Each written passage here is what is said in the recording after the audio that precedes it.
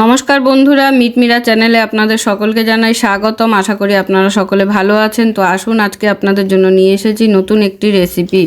সকলকে জানাই মিটমিরা চ্যানেলের তরফ থেকে শুভ বিজয়ার প্রীতি ও শুভেচ্ছা আর ভালোবাসা রইল। তো আজকে আমি নিয়ে এসেছি লক্ষ্মী পুজোর জন্য একটা স্পেশাল রেসিপি। সামনেই লক্ষ্মী পুজো, তো আজকে সবাই তো অনেকেই বেশিরভাগ লোকই আছে যারা নারকেলের নাড়ু, তিলের নাড়ু বা খইয়ের মোয়া, মুড়ির মোয়া এইসব রেসিপি দেয়। তো আমি একটা বহু পুরনো রেসিপি নিয়ে আপনাদের সামনে আজকে চলে এসেছি। এটা একটা আমি চাল দিয়ে আজকে সন্দেশ তৈরি করে দেখাবো। তো এখানে আমি 300 গ্রাম গোবিন্দভোগ চাল নিয়েছি। আপনারা চাইলে যে কোনো চাল দিয়ে কিন্তু রেসিপিটা করে নিতে পারেন, কিন্তু যেহেতু সন্দেশ বানাবো তাই একটু সেন্টটা যদি সুন্দর হয় আর ভালো হয় তো তাহলে কিন্তু খেতে অসাধারণ লাগে। তো আমাদের কি করতে হবে, গোবিন্দভোগ চালটাকে ভালো করে একবার জলে ধুয়ে এইভাবে মেলে রাখলে দেখবেন যে বাকি যে জলটা থাকবে সেই জলটা কিন্তু চালের মধ্যে টেনে যাবে। তো আমি সেটাই করেছি। চালটাকে আমি মিনিমাম 1 ঘন্টা আগে ধুয়ে এই প্লেটটায় তুলে রেখেছিলাম, আর এখন দেখুন এরকম সমস্ত জল চালে টেনে গিয়ে চালটা কিন্তু ঝরঝরে হয়ে গেছে, চালে আর কোনো জল নেই। তো এই চালটাকে আমাদের প্রথমে ঘি দিয়ে ভেজে নিতে হবে লাল করে। তাহলে চলুন চালটাকে ভেজে নিই। তো চালটা ভাজার জন্য এখানে আমি একটি কড়াই বসিয়ে দিয়েছি। কড়াইটাকে হালকা গরম করে নিয়েছি। গরম করে নিয়ে গ্যাসের আঁচটাকে কমিয়ে দিলাম। এবারে কড়াইতে দিয়ে দেবো ঘি। ঘিটাকে এবার কড়াইয়ের চারিদিকে একটু লাগিয়ে নেব খুন্তি দিয়ে। এবার এই ঘিয়ের মধ্যে দিয়ে দেবো চালটা।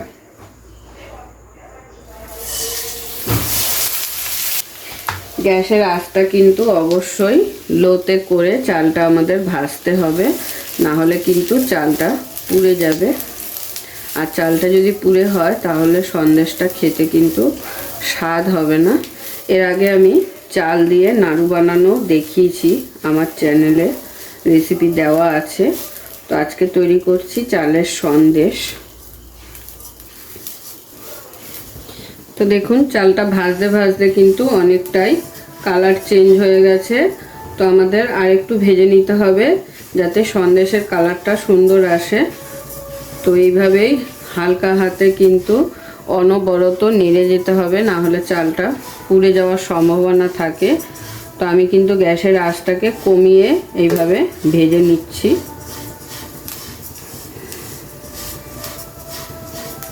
তো দেখুন চালের কালারটা পুরোপুরি লাল হয়ে গেছে, একদম চেঞ্জ হয়ে গেছে। তো এবারে আমি এখানে কটা কাজু বাদাম অ্যাড করে দেব। কাজু বাদামটা দিলে সন্দেশের টেস্টটা আরও দ্বিগুণ হয়ে যাবে। কাজু বাদামটা জাস্ট একটু চালের সাথে নাড়াচাড়া করে নেব, গরম করে নেব যাতে পেস্টটা ভালো হয়, কারণ আমাদের এই চালটা একটা গুঁড়ো করে নিতে হবে, গুঁড়ো বানিয়ে নিতে হবে। কাজু বাদামটা দিয়ে হালকা নেড়ে চেড়ে নিয়ে কিন্তু নামিয়ে ফেলবো। আমাদের চালটা ভেজে নেওয়া হয়ে গেছে। তো দেখুন চালটাকে একটা প্লেটে তুলে নিয়েছি। এবারে চালটাকে আমাদের ঠান্ডা করে নিতে হবে। তো ঠান্ডা করে নিয়ে একটা গুঁড়ো তৈরি করে নিতে হবে এই চালটা। তো এখন গরম গরম গুঁড়োটা করা যাবে না, তো এটাকে একটু ঠান্ডা করে তারপরে গুঁড়ো তৈরি করব। ততক্ষণে আমি দুধের ক্যারামেলটা তৈরি করে নেব।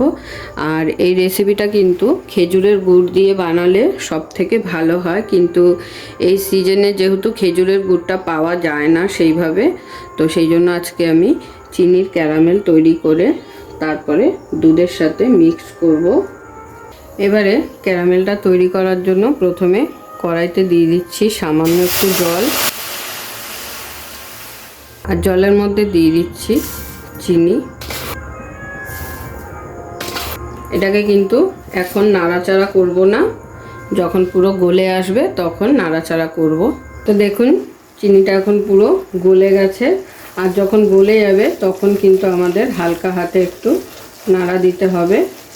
তো দেখুন যখন কালারটা ঠিক এরকম আসবে। এই কালারটা কিন্তু সুন্দর করার জন্য করা হয়েছে। আর এই সময় কিন্তু আমি গ্যাসের আঁচটাকে বন্ধ করে দিয়েছি। এবারে এর মধ্যে অল্প অল্প করে দুধ দেব আর কিন্তু মেলাবো।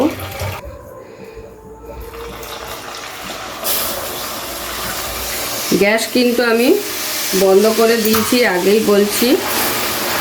আর দুধ দিলে কিন্তু এরকম হালকা বুলবুলি উঠবে, মানে ফেনা উঠবে। তো সেই কারণে গ্যাসের আঁচটাকে কমিয়ে রেখে বা বন্ধ করে দিয়ে কিন্তু এইভাবে মেলালে সুবিধা হয়। এবারে বাকি দুধটাও দিয়ে দেবো।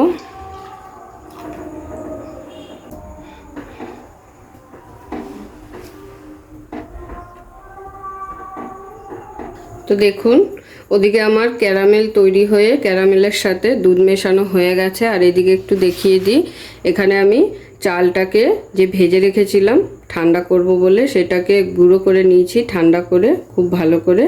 আর চালের পেস্টটা কিন্তু ঠিক এরকম হবে, একটু দানা দানা ভাব থাকবে, পুরো একদম মিহি পাউডার হবে না, হালকা একটু দানা দানা ভাব থাকবে। দেখে আশা করি বুঝতেই পারছেন যে হালকা একটু দানা দানা ভাব আছে।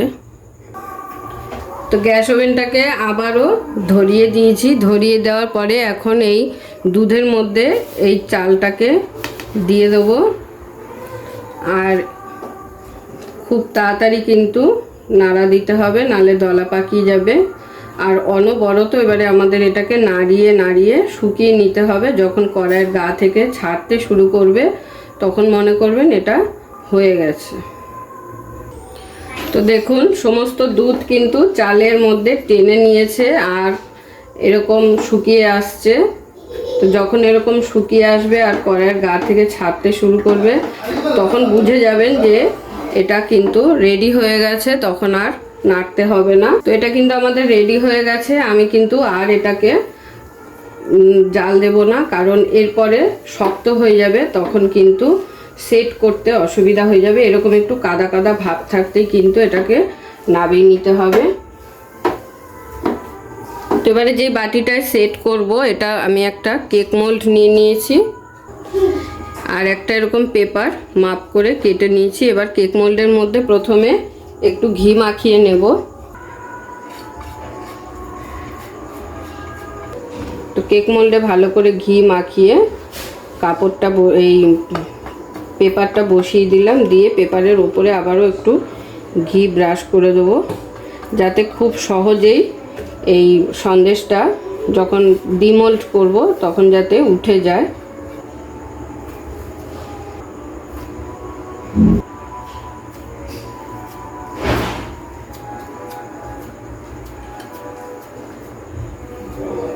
আর এইভাবে চেপে চেপে কিন্তু আপনাদের সেট করতে হবে, যাতে তলায় কোনো ফাঁক না থেকে যায়, তাহলে কিন্তু দেখতে ভালো হবে না জিনিসটা। খুব সুন্দর করে আমি চেপে চেপে একটা শেপ দিয়ে নিয়েছি। এবারে এটাকে আমাদের ঠান্ডা করে নিতে হবে। ঠান্ডা করে নেওয়ার পরে ডিমোল্ড করে দেখিয়ে দেবো। আর আপনারা চাইলে এর ওপর দিয়ে একটু কাজু, আনমোল, বাদামের গুঁড়ো দিয়ে দিতে পারেন দেখতে সুন্দরের জন্য। তো দেখুন, আমি এখানে কিছু নাটস, শুকনো নাটস কুচিয়ে নিয়েছি আর সঙ্গে কটা কিশমিশও নিয়েছি। তো এবারে আমি এগুলো এটার মধ্যে দিয়ে দেবো ওপর থেকে ছিটিয়ে। সবগুলোকে একসাথে মিশিয়ে নিচ্ছি। আমি এখানে পেস্তা বাদাম, আনমোল বাদাম আর কাজু বাদাম তিনটে নাটসই নিয়ে নিয়েছি, সঙ্গে নিয়েছি কিশমিশ। তো এবারে এগুলোকে একটু এটার মধ্যে চেপে দেবো যাতে ভালোভাবে বসে যায় জিনিসটা। চালের সন্দেশ কিন্তু একদম রেডি। এবারে এটাকে 2 থেকে 3 ঘন্টা ঠান্ডা করে নেব ফ্রিজে রেখে, তারপরে আপনাদের ডিমোল্ড করে দেখিয়ে দেব। তো দেখুন, 1 ঘন্টা ফ্রিজে রাখার পর আমি এটাকে বের করে নিয়েছি। এখন এটাকে ডিমোল্ড করব। প্রথমে ছুরি দিয়ে এরকম একটু সাইডটাকে ছাড়িয়ে নিচ্ছি।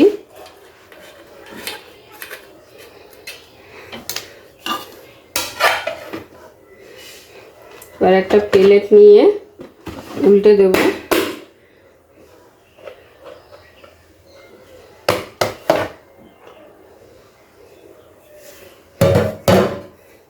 তো দেখুন কত সুন্দর হয়েছে সন্দেশটা। এবারে আমি এটাকে ছোট ছোট করে পিস করে কেটে নেব।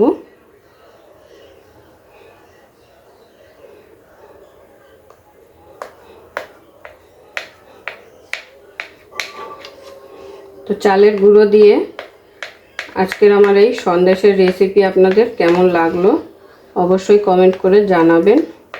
খেতে কিন্তু দুর্দান্ত হয়। আর এই রেসিপিটা কিন্তু অনেক পুরনো একটা রেসিপি, এখন কিন্তু প্রায় এই রেসিপি হারিয়েই গেছে, দেখা যায় না, সচরাচর কেউ করতে চায় না। তো শেপটা আমি আমার মতো দিচ্ছি, আপনারা আপনাদের পছন্দ মতো শেপ দিয়ে নেবেন।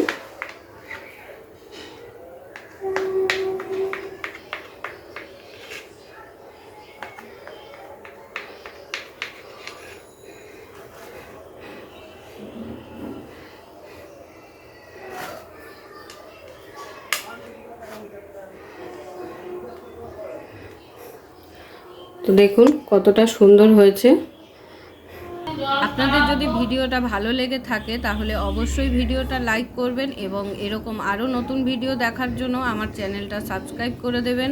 আর আপনাদের যদি কোনো প্রশ্ন থাকে অবশ্যই কমেন্ট করে জানাবেন। সকলে ভালো থাকবেন, সুস্থ থাকবেন।